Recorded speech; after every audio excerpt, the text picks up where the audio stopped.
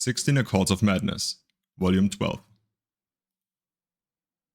Malekith's Tale. In the days before the Orsinium's founding, the spurned orc folk were subjected to ostracism and persecutions even more numerous and harsh than their progeny are accustomed to in our own age. So it was that many champions of the Orsimer traveled, enforcing what borders they could for the proliferation of their own people. Many of these champions are spoken of yet today, among them the Cursed Legion, Grommer the Hairless, and the noble Emek Gro-Kaira.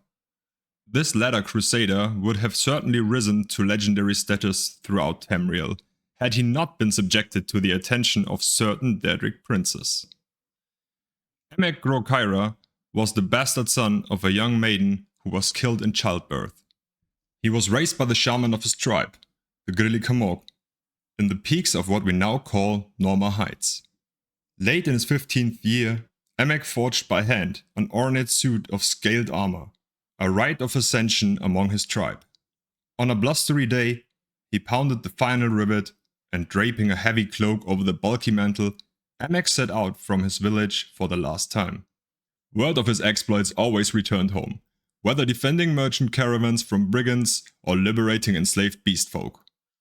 News of the noble orc crusader began to grace even the lips of Bretons, often with a tinge of fear. Less than 2 years after ascending to maturity, Gro-Kaira was making camp when a thin voice called out from the thickening night.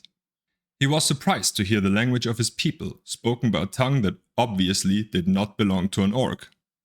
"Lord Kaira," said the voice, "tales of your deeds have crossed the lips of many, and have reached my ears."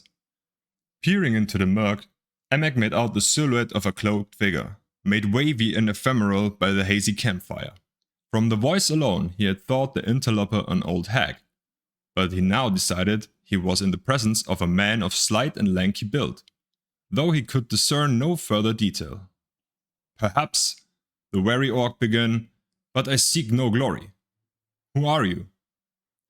Ignoring the question, the stranger continued, "Despite that, Orsimer, glory finds you, and I bear a gift worthy of it." The visitor's cloak parted slightly, revealing nothing but faintly glinting buttons in the pale moonlight, and a bundle was withdrawn and tossed to the side of the fire between the two. Emek cautiously removed the rags in which the object was swathed, and was dazzled to discover the item to be a wide, curved blade with ornately decorated handle. The weapon had heft, and Emek realized on brandishing it that the elaborate pommel disguised the more practical purpose of balancing the considerable weight of the blade itself. It was nothing much to look at in its present condition, thought the orc. But once the tarnish was cleaned away and a few missing jewels restored, it would indeed be a blade worthy of a champion 10 times his own worth. "Her name is Neb Crescen," spoke the thin stranger, seeing the appreciation lighting Gro-Kaira's face. "I got her for a horse and a secret in warmer climes, but in my old age I'd be lucky to even lift such a weapon. It's only proper that I pass her on to one such as yourself. To possess her is to change your life. Forever." Overcoming his initial infatuation with the Ark of Honed Steel, Emek turned his attention back to the visitor. "Your words are fine, old man," Emek said, not masking his suspicion. "But I'm no fool. You traded for this blade once, and you'll trade for it again tonight. What is it that you want?" The stranger's shoulders slumped, and Emek was glad to have unveiled the true purpose of this twilight visit. He sat with him a while, eventually offering a stack of furs, warm food, and a handful of coins in exchange for the exotic weapon. By the morning, the stranger was gone. In the week following Emek's encounter with the stranger, Neb Crescen had not left its scabbard. He had encountered no enemy in the woods, and his meals consisted of fowl and small game caught with bow and arrow. The peace suited him fine, but on the 7th morning, while fog still crept between the low-hanging boughs, Emek's ears picked up the telltale crunch of a nearby footfall in the dense snow and forest debris.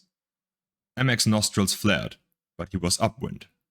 Being unable to see or smell his guest, and knowing that the breeze carried his scent in that direction, Emek's guard was up, and he cautiously drew Neb Crescen from its sheath. Emek himself was not entirely sure of all that happened next. The first moment of conscious memory in Emek Gro-Kaira's mind after drawing Neb Crescen was the image of the curved blade sweeping through the air in front of him, spattering blood over the virginal powder coating the forest floor. The second memory was a feeling of frenzied bloodlust creeping over him. But it was then that he saw for the first time his victim, an orc woman, perhaps a few years younger than himself. Her body a canvas of grisly wounds, enough to kill a strong man 10 times over. Emek's disgust overwhelmed the madness that had overtaken him, and with all his will enlisted, he released Neb Crescent from his grip and let the blade sail. With a discordant ringing, it spun through the air and was buried in a snowdrift. Emek fled the scene in shame and horror, drawing the hood of his cloak up to hide himself from the judging eyes of the rising sun. The scene where Emek Rokaira had murdered one of his own kind was a macabre one. Below the neck, the body was flayed and mutilated almost beyond recognition, but the untouched face was frozen in a permanent expression of abject terror. It was here that Sheogorath performed certain rites that summoned Malakath, and the two Daedric lords held court in the presence of the disfigured corpse. "Why show me this, mad one?" began Malakath, once he recovered from his initial wordless outrage. "Do you take such pleasure in watching me grieve the murder of my children?" His guttural voice rumbled, and the patron of Orzammar looked upon his counterpart with accusing eyes. "By birth, she was yours, brother outcast," began Sheogorath. "Solemn in aspect and demeanor. But she was a daughter of mine by her own habits. My mourning here is no less than your own, my outrage no less great." "I am not sure," grumbled Malakath, "but rest assured that vengeance for this crime is mine to reap. I expect no contest from you. Stand aside." As the fearsome prince began to push past him, Lord Sheogorath spoke again. "I have no intention of standing between you and vengeance. In fact, I mean to help you.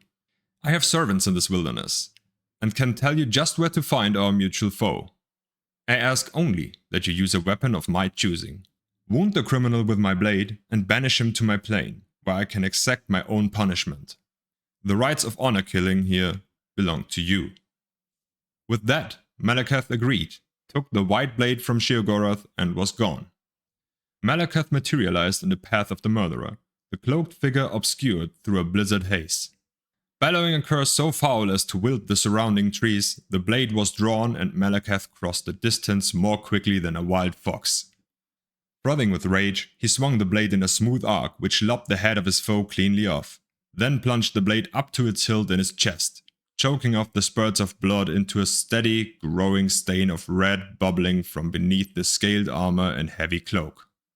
Panting from the unexpected immediacy and fury of his own kill, Malakath rested on a knee as the body before him collapsed heavily backwards and the head landed roughly on a broad, flat stone. The next sound broke the silence like a bolt. I'm sorry," sputtered the voice of Emek Rokaira.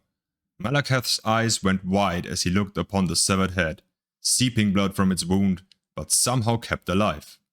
Its eyes wavered about wildly, trying to focus on the aspect of Malakath before it. The once proud eyes of the champion were choked with tears of grief, pain, and confused recognition. To his horror, Malakath recognized only now that the man he had killed was not only one of his Orzammar children, but very literally a son he had blessed an orc maiden with years hence. For achingly long moments the two looked upon each other, despondent and shocked. Then, silent as oiled steel, Sheogorath strolled into the clearing. He hefted Emek Rokaira's disembodied head and bundled it into a small, grey sack. Sheogorath reclaimed Neb Crescent from the corpse and turned to walk away.